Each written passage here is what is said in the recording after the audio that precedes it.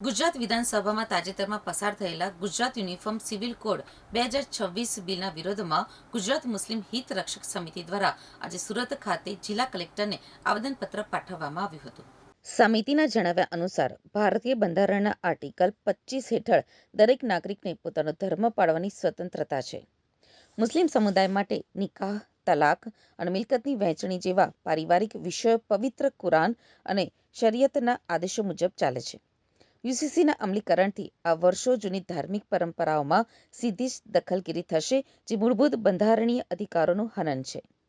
આવેદનપત્રમાં સરકારની સમાનતાની વ્યાખ્યા સામે સવાલો ઉઠાવવામાં આવ્યા છે.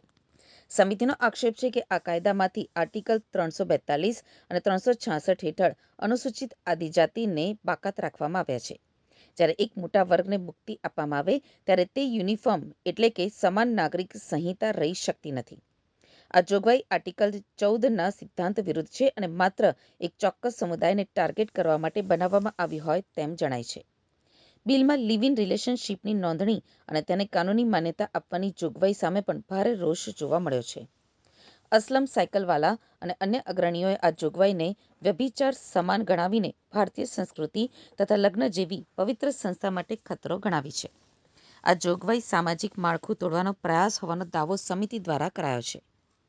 મૌલાના ખાદિમ લાલપુરી અને એડવોકેટ મોહમ્મદ આરિફ અંસારીએ જણાવ્યું હતું કે આ કાયદો અલ્ટ્રા વાયરસ છે. દેશના અલગ અલગ રાજ્યોમાં અલગ અલગ કાયદાઓ હોવાથી રાષ્ટ્રીય સ્તરની એકરૂપતાનો અભાવ દેખાય છે.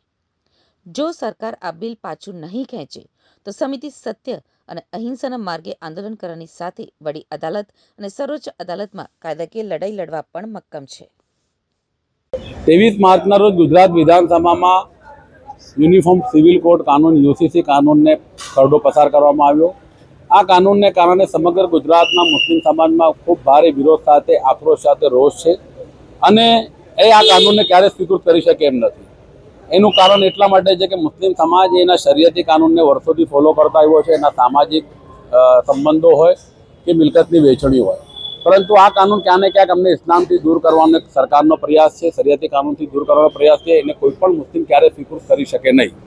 અને આ કાનૂનની અંદર વ્યભિચારને પ્રોત્સાહન આપતા હોય એમ લિવ ઇન રિલેશનશીપને કાયદેસરતા આપવામાં આવી છે, જે દરેક સમાજને લાગુ પડે છે. મુસ્લિમ સિવાયના સમાજને પણ અસર કરતા રહેશે. ને આ કાનૂન એ અમારી બંધારણની કલમ 25 પ્રમાણે જેમને અધિકારો પ્રાપ્ત થયા હતા, મૌલિક અધિકારો, એ અમારો છીનવાનો સરકારનો પ્રયાસ છે. એટલે અમે એ કોઈ પણ સંજોગમાં સાંખી લઈએ નહીં. એના માટે ગુજરાત મુસ્લિમ હિત રક્ષક સમિતિ આ કાનૂનને રદ કરવા માટેની માંગણી સતત કરી રહી છે.